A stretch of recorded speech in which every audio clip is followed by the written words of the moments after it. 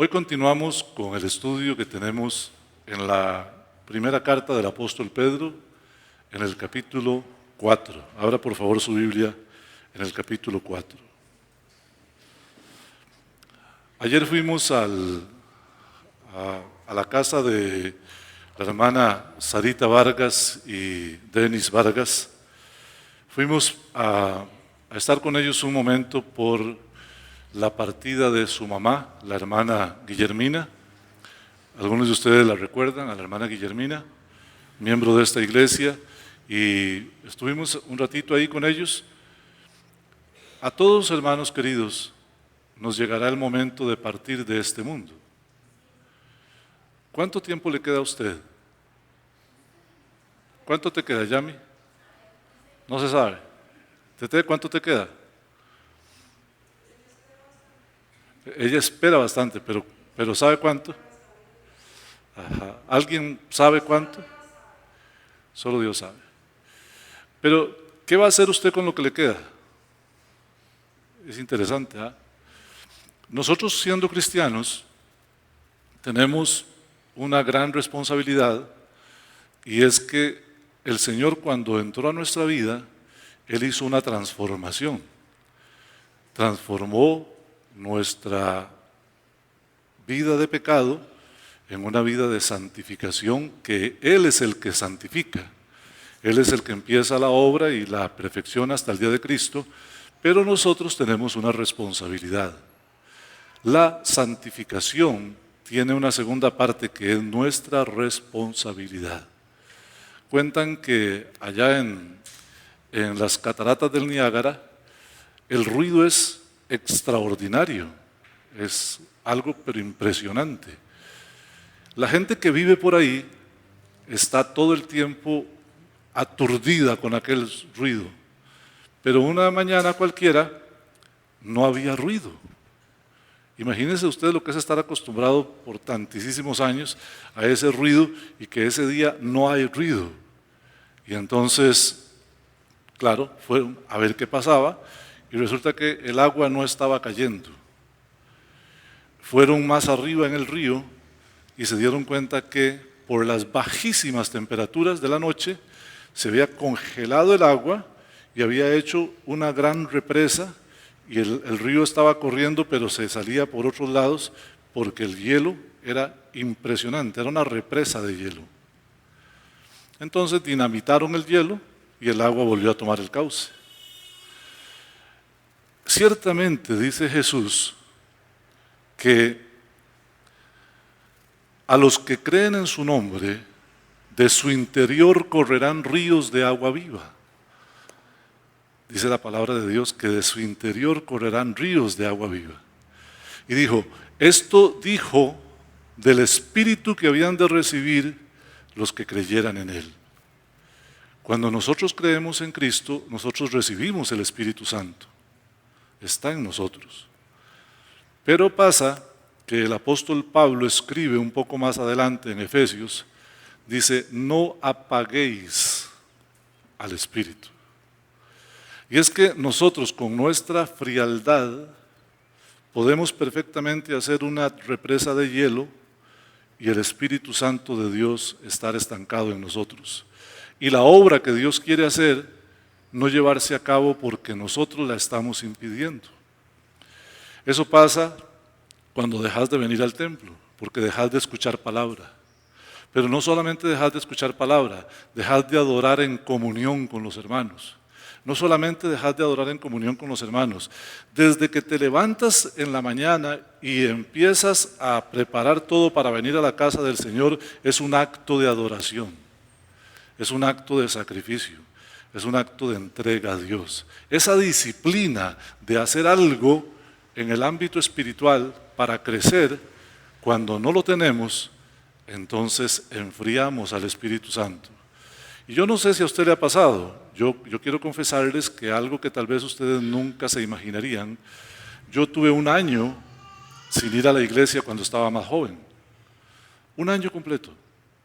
Y cuando usted deja de ir a la iglesia, entonces Satanás empieza a meterse un poquito por ahí, por aquí y por allá, y cuando usted se dio cuenta se está dando licencias espirituales y haciendo cosas que no debe.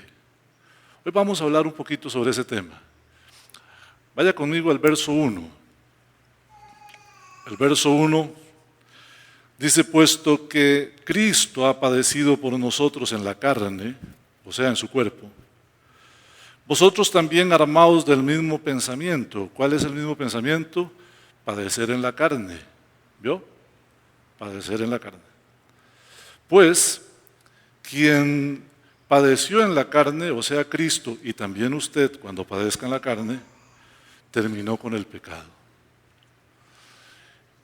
Yo no alcanzo a decir todo lo que este versículo, solo este tiene para decirnos, pero he entresacado algunos pensamientos que quiero compartir con usted.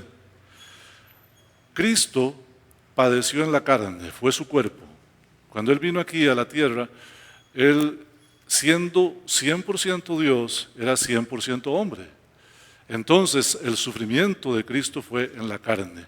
Pero no fue solamente, hermanos, el día que Él fue a la cruz. No. No fue solo el día que Él fue a la cruz, porque ese día fue la culminación de una vida que Él vivió en la carne. ¿Cuándo vivió en la carne? Desde el día 1 que nació hasta el día que murió. Y dice el apóstol Pablo, que Cristo aprendió obediencia por lo que sufrió. Y también nos enseña la Escritura que Cristo fue tentado en cuántas cosas. En todo. Aquí empezamos a tener una claridad de lo que está diciendo el texto. Así como Cristo tuvo un cuerpo, usted tiene un cuerpo. Así como Cristo fue tentado, usted es tentado. Así como usted tiene deseos carnales, es muy posible que Jesús fuera tentado en esos deseos carnales. Porque Él dice, no tenemos un sumo sacerdote que no pueda compadecerse de nosotros, pues Él fue tentado en todo. A algunos les parecerá cosa extraña de que a Jesús alguna muchacha le hiciera cambio de luces, pero sí, estoy seguro que sí. Y no solo eso, habrán algunos que andan desviados y también le hicieron cambio de luces al Señor, ¿verdad? Porque de todo hay, ¿verdad? Lo tentaron tal vez con el poder, con el dinero. Y si usted quiere verlo en San Lucas capítulo 4, del 1 al 10, ahí están las tentaciones de Jesús, donde Jesús fue tentado a desobedecer a Dios, también cuando tuvo hambre para surtir su necesidad, desobedeciendo a Dios, y también con no ir a la cruz. Satanás quiere desviarnos del propósito de Dios. Entonces, Jesús padeció en la carne. Usted y yo debemos armarnos del mismo pensamiento. ¿Cuál es el mismo pensamiento? Debemos estar dispuestos a padecer en la carne para obedecer a Dios. Jesús lo hizo voluntariamente. Cuando usted lee en San Juan capítulo 10, versos 17 y 18, Jesús dijo: por eso es que el Padre me ama, porque yo pongo mi vida. Nadie me la quita, yo la pongo. Y la pongo y tengo poder para volverla a tomar. Pero yo la pongo por todos ustedes. O sea, Cristo estaba haciendo un acto voluntario cuando padeció por nosotros. Él no estaba obligado, Él estaba haciéndolo voluntariamente. Y cuando el texto nos dice, armaos del mismo pensamiento, lo que nos está diciendo es, ustedes también voluntariamente deben obedecer al Señor, deben estar dispuestos a tener la actitud correcta de hacer la voluntad de Dios. Cristo lo hizo para obedecer al Padre. San Juan 4:34, cuando los discípulos fueron a comprar comida y Jesús lo encuentran hablando con la samaritana, ellos ya traen comida y le dicen a Jesús, Rabí, come. Y Jesús les dijo, mi comida es hacer la voluntad de mi Padre que está en los cielos. Ahora piense por un momento en esa respuesta. Mi comida. ¿Cuántos aquí desayunaron hoy? ¿Y ayer? y anteayer, ¿cierto? Si no, no estuvieran aquí. ¿Cuántos han comido ayer 2 veces al día? 3 veces al día.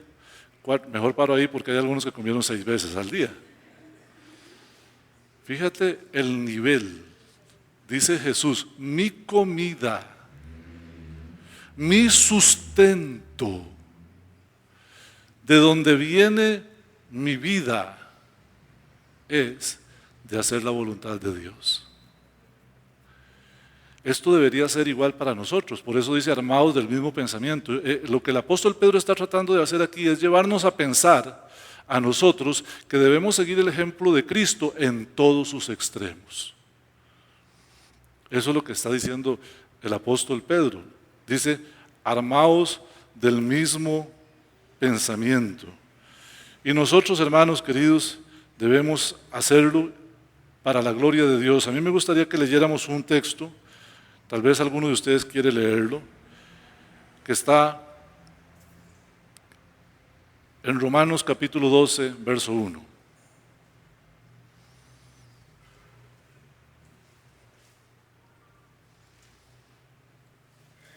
Amén.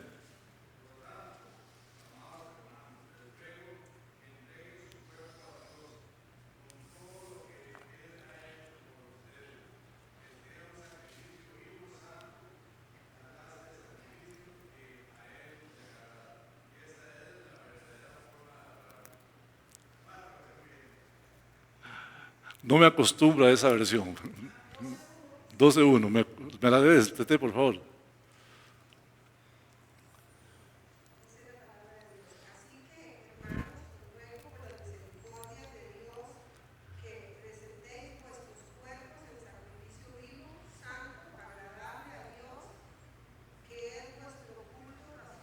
Ahí está. Con esto de las versiones les voy a contar, úselas para estudiar en su casa, para que le aclaren el tema. Pero la versión que usamos, Reina Valera, es la más fiel al texto original. Y fíjate lo que dice. No es como hagan, digan, no dice. Os ruego por las misericordias de Dios que presentéis vuestro cuerpo. Vuestro cuerpo. Y es que sabe una cosa, hermano, el pecado empieza aquí, con una maquinación, pero ¿con qué cometemos los pecados? Con el cuerpo. Y entonces dice, preséntelo en sacrificio, o sea, tráigalo al altar de Dios y póngalo ahí, que muera, que su cuerpo muera. Ahora, no es que lo vamos a matar, pero que muera al pecado. Dice, ese es vuestro culto racional. O sea, está diciendo, si usted es la cabecita, su inteligencia le dirá que usted debe honrar a Dios con su cuerpo. Fíjate. Ahora, ¿por qué deberíamos hacerlo? Para como Jesús hizo la voluntad de Dios, nosotros hacer la voluntad del Padre. Abra su Biblia en 1 Tesalonicenses capítulo 4, verso 3. 1 Tesalonicenses capítulo 4, verso 3. Pues la voluntad de Dios, ¿cuál es? Vuestra santificación. Y que os apartéis de fornicación. Fíjate, la voluntad de Dios es nuestra santificación y que os apartéis de fornicación. El cuerpo. Aquí hay un problemita serio. A veces nosotros creemos que hay cosas que hacemos con el cuerpo que no son problema. Le voy a dar algunos ejemplos. Lo que hablamos. A veces movemos la lengua más de lo que debiéramos. Aunque usted no me diga amén, pero es la verdad. Criticamos, juzgamos, condenamos y crucificamos a los demás con nuestra lengua. A veces con nuestros ojos. ¿A alguien le han retorcido los ojos alguna vez? Hacen cosa tremenda. Con nuestras manos hemos golpeado, hemos empujado, hemos hecho cosas tremendas. Pero aquí está hablando de otras cosas, está hablando de fornicación. Aparte de fornicación, la mente humana tiene muchas ventanas. Y dentro de un ratito pasaremos por ahí, cuando hablemos de la lascivia. Pero empiece a pensar en esto, hermano. Cuando uno le falla a Dios en la fornicación, primero empezó como un pensamiento, pero usted lo llevó a cabo con su cuerpo. Estaba dándole una charla a los jóvenes hace unos 12 años y uno de ellos me preguntó: pastor, ¿masturbarse es pecado? Y mi pregunta fue: ¿qué hace usted antes de masturbarse? Y él me dijo: ver pornografía. Ahora yo le pregunto a usted: ¿ver pornografía agrada a Dios? Y estás usando los ojos, estás usando los oídos, esos mismos ojos que usas para leer la Biblia, esos mismos oídos que usas para escuchar la palabra de Dios. Estás usando las manos que Dios te dio para hacer el bien para otra cosa. Si usted lo ve de cerca, se va a dar cuenta: fornicación significa inmoralidad sexual. Y ni se diga de los hombres casados o las mujeres casadas. Un hombre o una mujer casada, si tiene a su marido o si tiene a su esposa, ¿por qué entra en masturbación? Y usted me dirá: pastor, ¿usted es retro? Sí, soy retro. Retrobiblia me llaman. Porque usted, dice la Biblia, cada uno sepa tener a su esposa en santidad y honor. Dice la Escritura: no os neguéis el uno al otro por nada, sino para solamente si se van a poner a orar. Primera de Corintios capítulo 7, léalo ahí para que usted lo tenga. El diseño de Dios para el matrimonio fue compartir la sexualidad. Y el diseño de Dios para los solteros es la abstinencia hasta que se casen. Es el diseño de Dios. Si no, ¿por qué Dios enviaría a la gente al infierno por fornicación si les está pidiendo algo que no es correcto? ¿O es que Dios está pidiendo algo que no es correcto y Dios en esta parte se equivocó? No se equivocó. ¿Qué hará usted con el resto de su vida? ¿Qué hará? Hay una santificación que es espontánea. El día que usted nació de nuevo, el Señor entró en su vida y lo cambió. ¿Qué cambió? Su destino. Pasó de muerte a vida, pero Él sigue perfeccionando la obra en usted, pero necesita Dios que usted se santifique a sí mismo, que usted haga su parte, que usted no se desentienda del asunto. Por eso aquí dice: nosotros hacemos la voluntad de Dios, que es la santificación y apartarse de fornicación. Pastor, ¿cómo puedo yo entender eso? Bueno, el texto que leímos, el primer versículo, dice: pues quien padeció en la carne, terminó con el pecado. Cuando usted está dispuesto a sacrificar su carne, a traer su cuerpo en sacrificio vivo, usted está haciendo evidente lo que Cristo hizo en la cruz del Calvario. ¿Qué fue lo que Cristo hizo en la cruz del Calvario? Nos dio vida, pero además con Él nosotros fuimos crucificados. Usted tiene que darse cuenta que este cuerpo debe estar muerto al pecado. No debe permitirse usted pensar que con este cuerpo voy a pecar. No, usted está muerto al pecado. Usted me dirá: pastor, pero uno peca. Sí, pero recuerde, en los cristianos el pecado es un accidente. Algo que ocurrió espontáneamente porque yo soy un ser humano imperfecto. Puede que un día me enoje con alguien y le diga algo, pero cuando usted pasa a la fornicación, ya eso no es un accidente.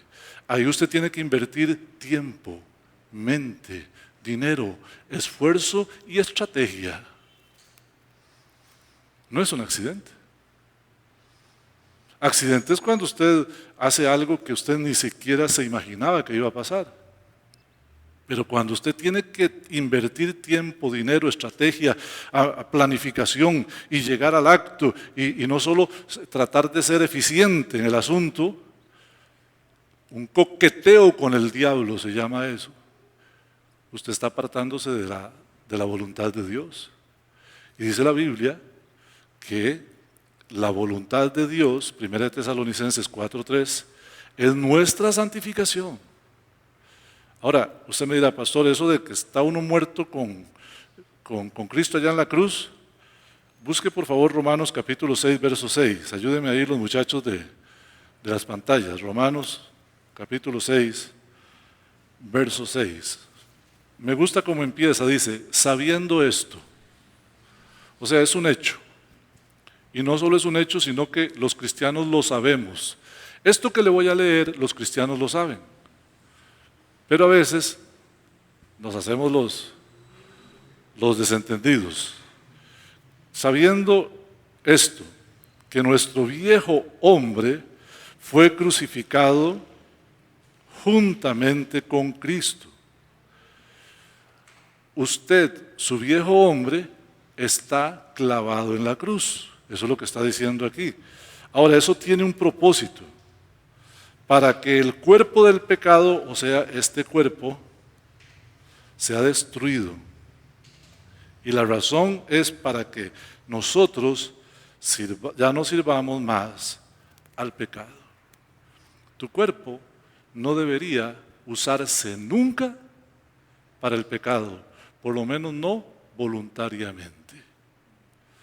Hebreos capítulo 10 dice que si pecaremos voluntariamente después de haber recibido el conocimiento de la verdad, ya no queda más sacrificio por el pecado, sino una horrenda expectación de juicio y de hervor de fuego que ha de consumir a los adversarios. ¿Qué le parece? El ser cristiano demanda que el sacrificio que hizo en la cruz Cristo por mí se vea reflejado en mi vida de santidad. Cada uno de nosotros debe ser santo, porque sin santidad nadie verá al Señor. Siga leyendo conmigo, vamos a leer 2 Corintios 5:14. Nos gusta mucho 2 Corintios 5:17. ¿Alguien sabe 2 Corintios 5:17 de memoria? Hermanos bíblicos, ¿qué se hicieron?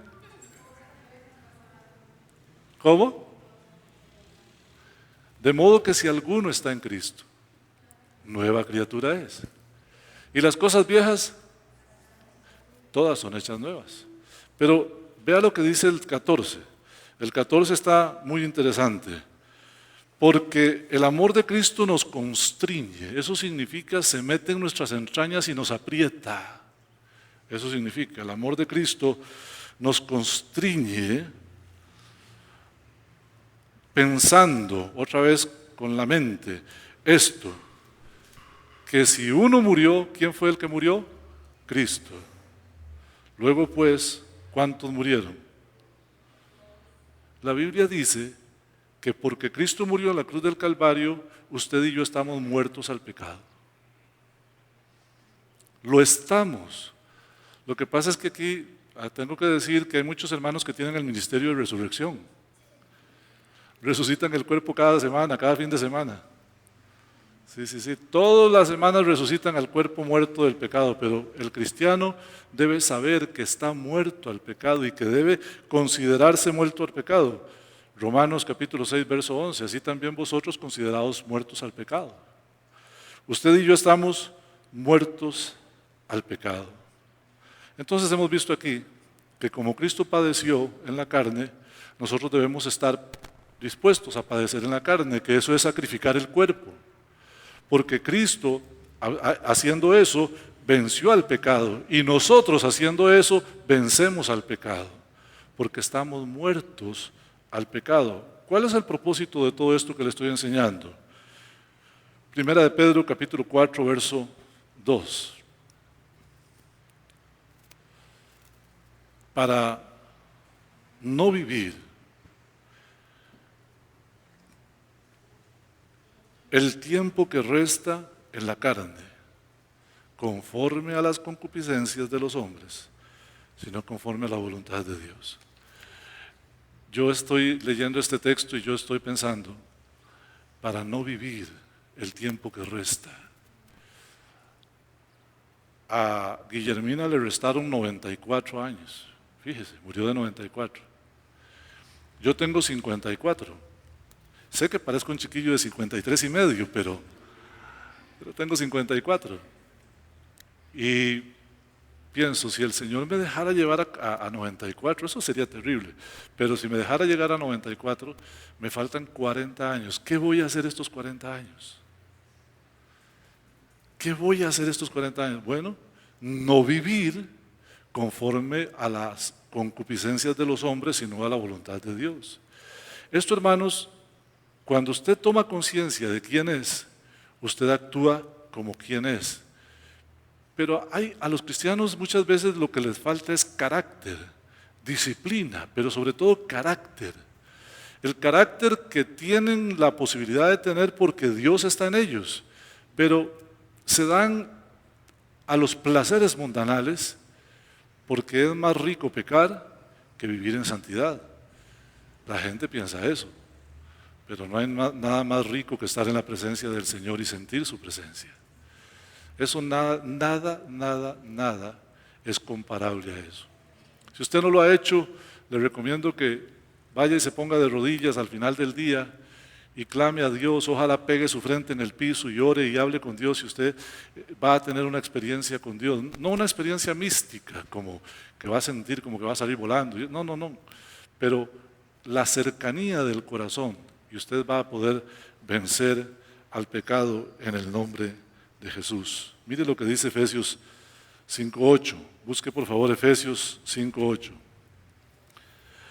Aquí dice no vivir el tiempo que resta, o sea, está hablando de que de aquí para adelante, porque en otro tiempo vosotros erais tinieblas. ¿Pero cuándo fue eso? En otro tiempo. Mas ahora sois luz en el mundo, andad como hijos de luz.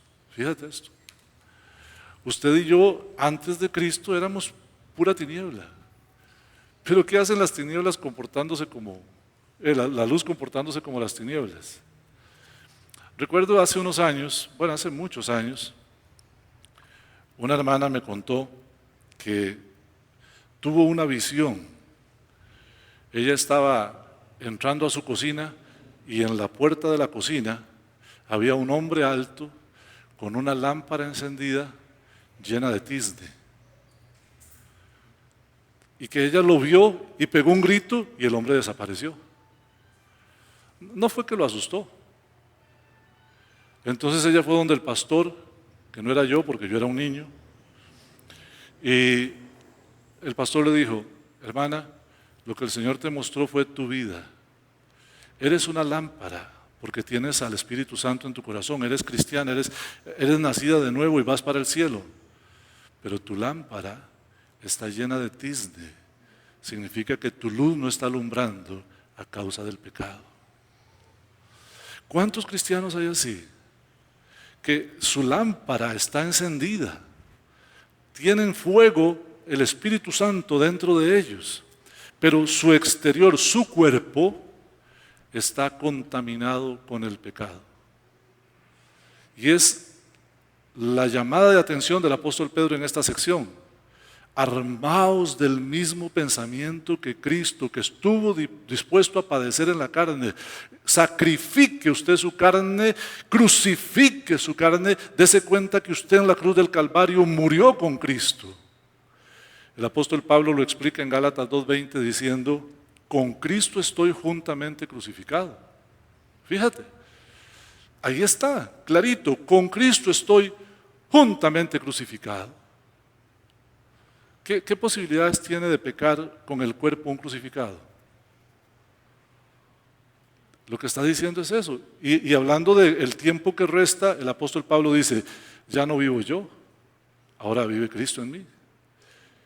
Y lo que ahora vivo en la carne, otra vez la carne, el cuerpo, lo vivo en la fe del Hijo de Dios, el cual me amó y se entregó a sí mismo por mí. O sea, porque Cristo se sacrificó, yo debo corresponder al sacrificio de Cristo santificándome.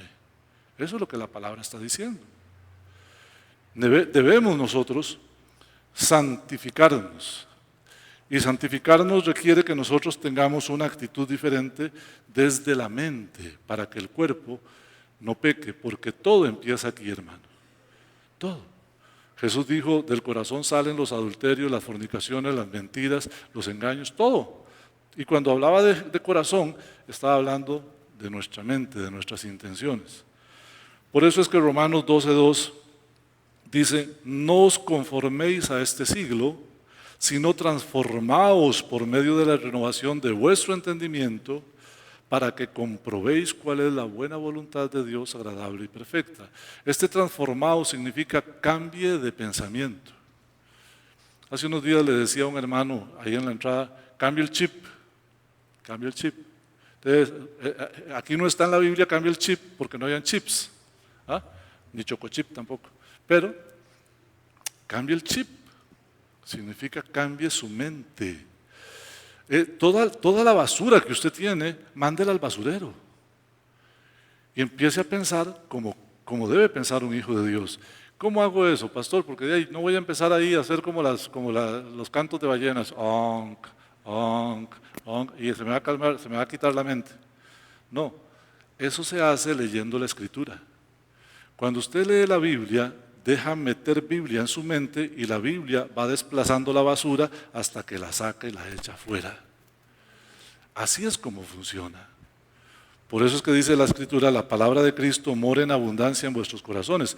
Y Efesios 4:23 añade, renovaos en el espíritu de vuestra mente.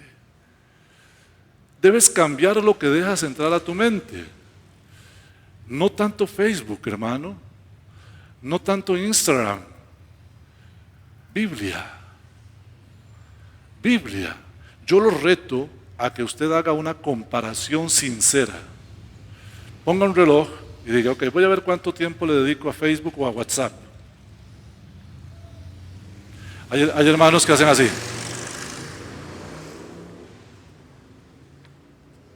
Es una cosa, ya tienen una práctica, yo los he visto, digo yo, wow, pueden ver así, qué chiva. 5 minutos, ok. Agarre la Biblia y empieza a leer 5 minutos.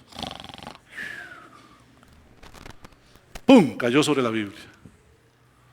Hermanos, la carne nos está ganando. No me digan nada, pero la carne nos está ganando. Estamos metidos en otras cosas y las cosas de Dios están en otro lado. Pero la Biblia dice que nosotros debemos renovarnos en el espíritu de nuestra mente. Mire lo que dice el verso 3 de 1 de Pedro capítulo 4, que es el texto que estamos usando y que hoy llegaremos hasta el versículo 5 si Dios quiere.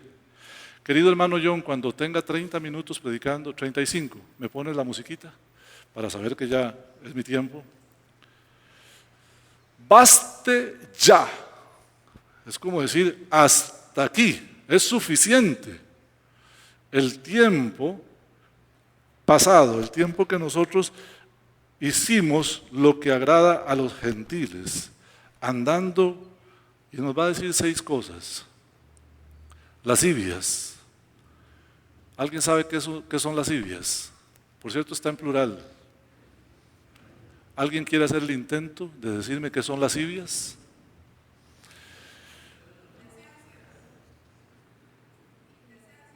Indecencias, bien. ¿Gali? Deseos desordenados, puede ser. Deseos desordenados es más como concupiscencias. Indecencias es más.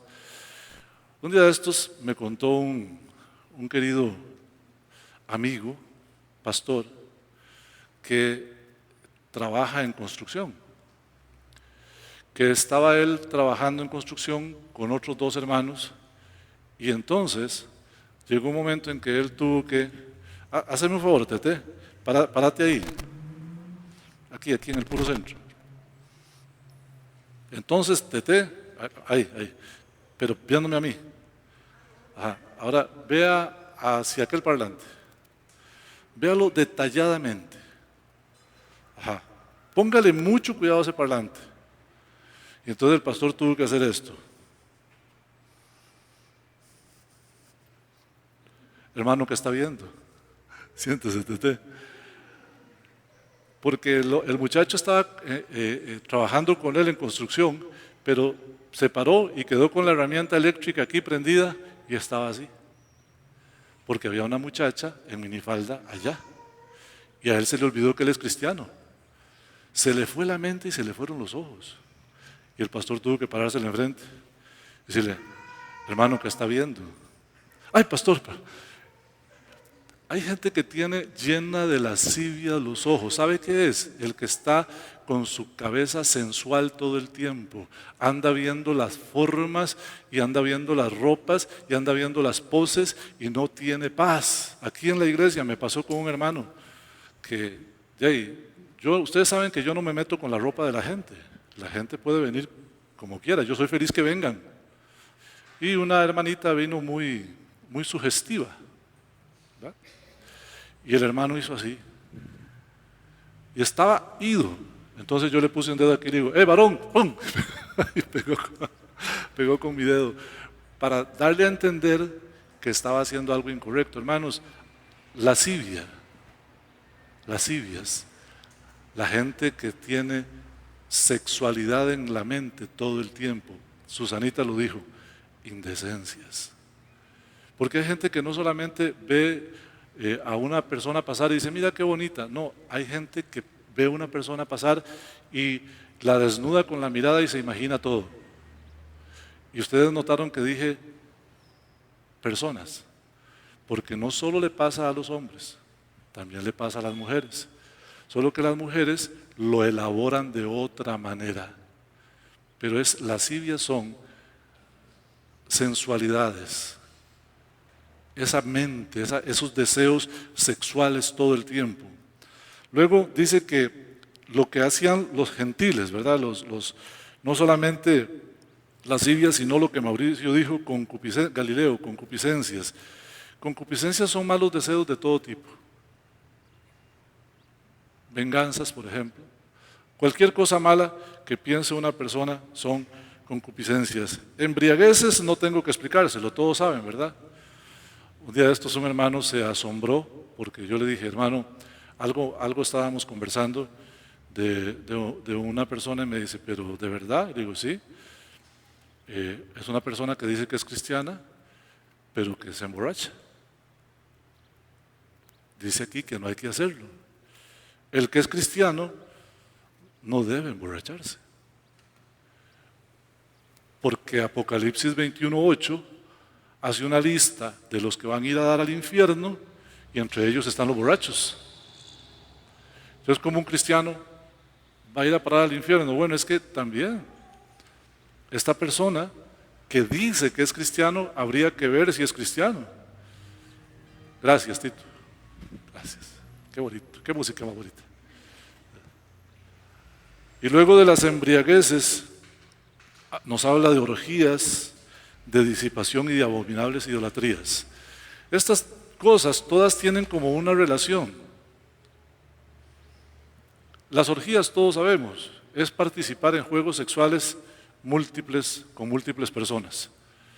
Uno esperaría que un cristiano no haga eso, pero yo creo que hay muchos cristianos que lo han hecho aquí en la cabeza, tal vez no en el cuerpo, pero sí en la cabeza. Y los que ven pornografía, sepan que es lo mismo estar presente como si estuvieras ahí, en el lugar que lo están haciendo. Es lo mismo, estás pecando con tu mente, estás codiciando a otras personas. Y luego dice que disipación. ¿Sabe qué es disipación? Es cuando usted perdió el carácter, cuando ya le da lo mismo pecar o no pecar, cuando para usted es igual vivir en pecado o no vivir en pecado. Llega a un punto donde ya no le importa. Incluso hemos tenido cristianos que llegan al descaro de no ocultarse para pecar. ¿Eso cómo se llama? Disipación. Y las abominables idolatrías es porque todos debemos entender que no solo las imágenes son ídolos. Ídolo es cualquier cosa que ocupe el lugar de Dios. Si tu trabajo ocupa el primer lugar en tu vida, ese es tu ídolo. Si un hijo ocupa el primer lugar en tu vida, si un esposo, una esposa, un amigo, un carro, una casa, una empresa, cualquier cosa, una novia, un novio, cualquier cosa que ocupe el lugar de Dios, o sea, que te impida adorar a Dios, que te impida servir a Dios, que te impida vivir una vida en santidad, se convierte en un ídolo. ¿Y sabe cómo le llama la Escritura? Abominables idolatrías. Sin embargo, todo eso, queridos hermanos, debe quedar en el pasado. Los gentiles son los que practicaban eso. Cuando aquí habla de los gentiles, está diciendo los pecadores. Usted vivió en un tiempo entre gente que era igual que usted. Un día de estos el hermano Mario nos contó su testimonio muy fuerte de cómo él vivía entre marihuanos y malhechores, y él era uno. Pero él fue y ya no es. Como él ya no es, mire lo que pasa en el verso 4. A los gentiles les parece cosa extraña que vosotros no corráis con ellos en el mismo desenfreno de disolución y os ultrajan. Escucha esto que le voy a decir, ojalá se le quede mucho del sermón de hoy, pero si solo se le queda una cosa, digamos que usted olvidó todo el sermón, recuerde esto: el cristiano se ve diferente al inconverso. Y no me refiero en la ropa, ¿verdad? Yo he visto más, no, porque vestimos igual. Las mujeres usan blusa y enaguas y pantalones, y los hombres camisa y pantalones y chancletas. Es la misma cosa. ¿En qué se ve diferente? ¿En qué se ve diferente? En que no corremos con ellos en el mismo desenfreno. En que donde ellos dicen, vamos de fiesta, usted no va de fiesta. Donde ellos dicen, vamos a fornicar, usted no va a fornicar. Donde ellos dicen, vamos a robar, usted no va a robar. El cristiano se ve diferente. Por eso, el cristiano es algo raro. A ellos les parece cosa extraña, dice la Escritura.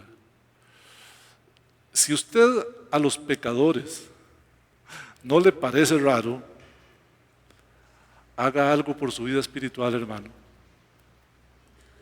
Si usted a los pecadores le parece el más compa de todos, el más tuanis de los cristianos, haga algo por su vida espiritual.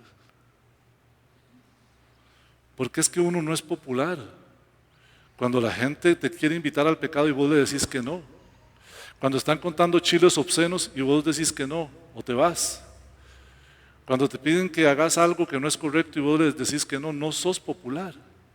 Sos algo raro. Y no es que yo me lo inventé ni que quiero metérselo en la cabeza. No, aquí dice, a ellos les parece, es el apóstol Pedro, inspirado por el Espíritu Santo, que dice, a ellos les parece cosa extraña. Pero no es extraño sentarse a conversar y tomarse un cafecito con la familia, no. A ellos lo que les parece extraño es que nosotros ya no corremos con ellos en el mismo desenfreno. Un hombre llegó a donde la doctora y le preguntó, doctora, ¿cuánto me queda de vida? ¿Por qué? Yo no sé, yo quisiera vivir unos 40 años. Ok, hagamos un test. ¿Usted fuma? No. ¿Usted toma? No. ¿Usted es mujeriego? No. Y la doctora, que sí era fumadora, tomadora y promiscua, le dijo, ¿y entonces para qué quiere vivir 40 años? Ese es el pensamiento inconverso. El pensamiento inconverso es, mañana voy a conquistar a aquella chica, voy a conquistar a aquel varón, vamos a fornicar, mañana voy a ir con mis amigos a tomar licor, voy a usar drogas, mañana sigo viendo porno, mañana su mente está en el pecado. Y al cristiano, para todos los demás inconversos, aburrido, mañana voy a la iglesia, mañana voy a leer la Biblia, mañana voy a orar, mañana voy a evangelizar. Mañana en el tiempito que me quede en el trabajo voy a oír un rato música cristiana. Somos locos, somos raros, hermano. Pero si usted no es raro, si usted es un compatuanis para todos los pecadores, haga algo por su vida espiritual, definitivamente.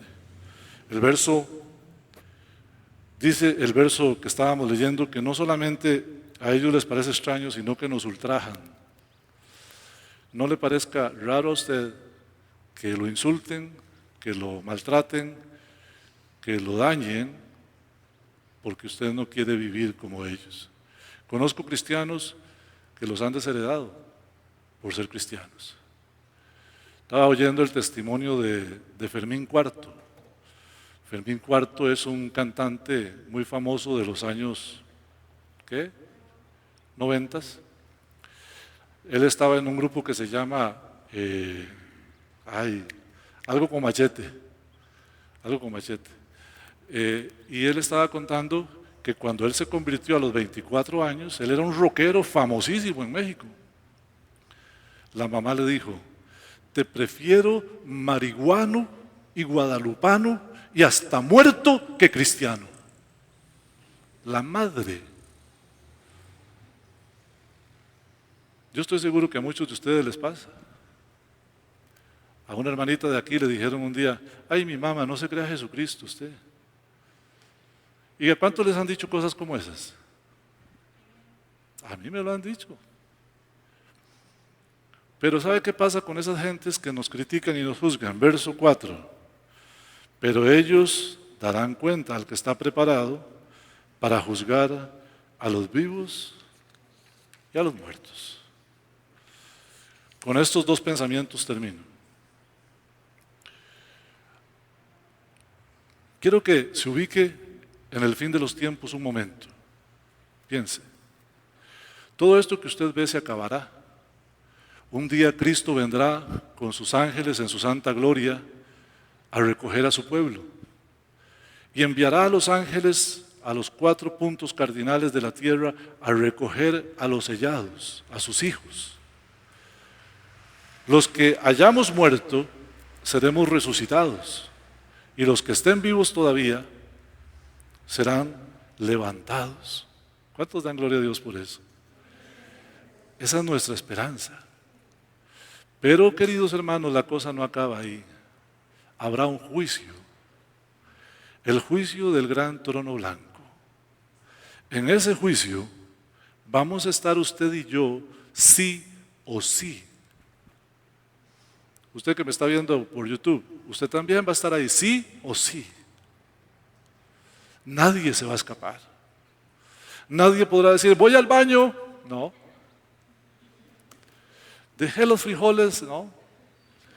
Todos vamos a estar ahí en una hilera y llegará el momento en que digan Oldemar Artavia y yo voy a caminar hacia allá y el Señor dirá: ok, vamos a revisar aquí lo que hay en los libros acerca de Oldemar. Póngale su nombre. Ahí estaremos. Los cristianos estaremos ahí para recibir nuestras recompensas. Gloria a Dios. Nosotros no vamos a estar ahí para que nos manden al infierno o al cielo. No. Eso ya está resuelto.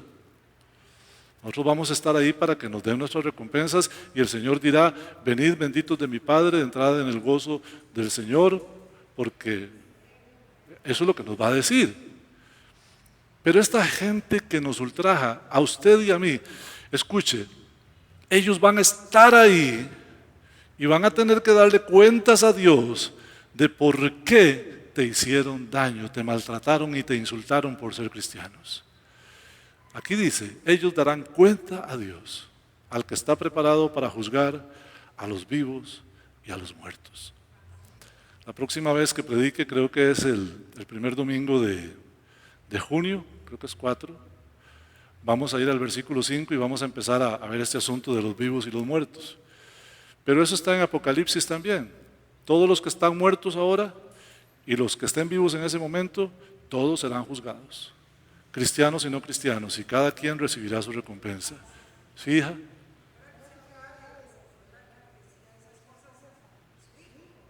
Uh-huh.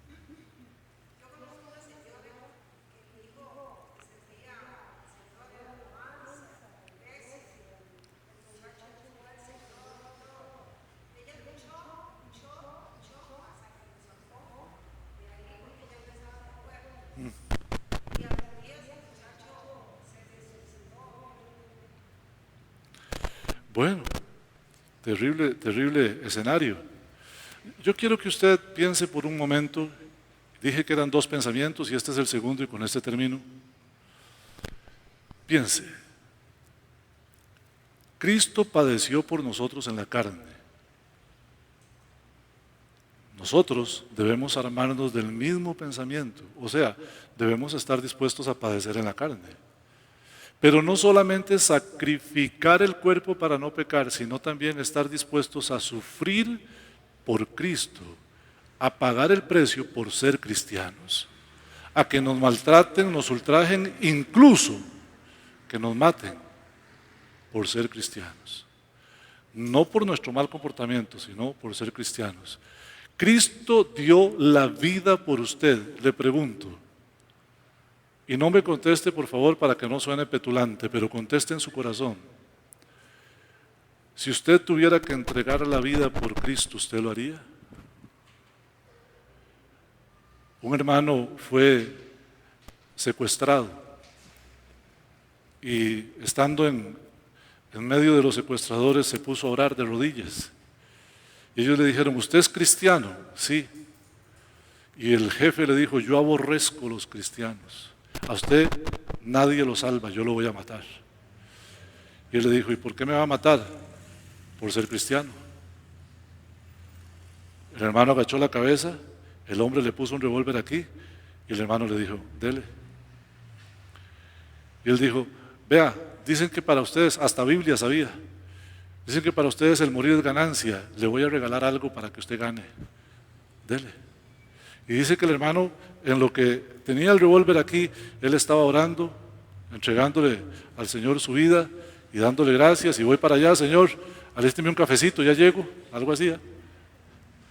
Y el hombre no pudo jalar el gatillo y tiró la pistola por allá y dijo, qué desgracia con ustedes los cristianos, dice, que ni eso puedo hacer, matar a un cristiano, dice. Y lo soltó y lo dejó ir. Pero ese hermano estaba dispuesto a morir. Hay otros que si les ponen un revólver en la cabeza y le dicen, ¿usted es cristiano? No, no, yo a veces voy a la iglesia, tranquilo.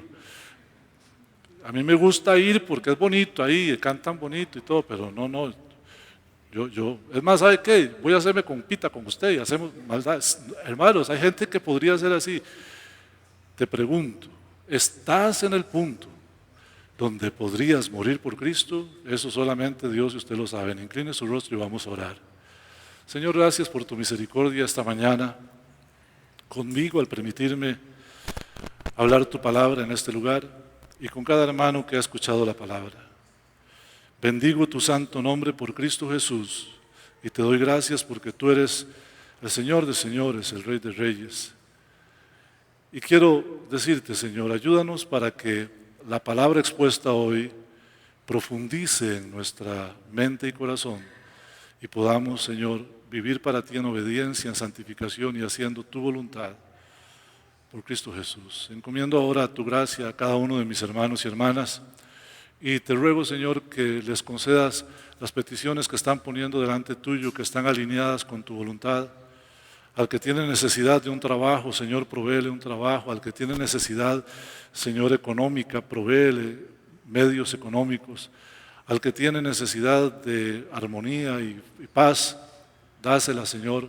A los que tienen situaciones difíciles en la familia, a los que tienen necesidades de sanidad, Señor, los ponemos en tus manos. Por Cristo Jesús, los encomiendo a tu gracia. Amén y amén. Hermanos, Dios les bendiga, vayan en paz y nos vemos aquí el jueves. El jueves nos comimos un estofado, hermano. Estofado con arroz. No venga por la comida, pero se lo está perdiendo. Dios les bendiga.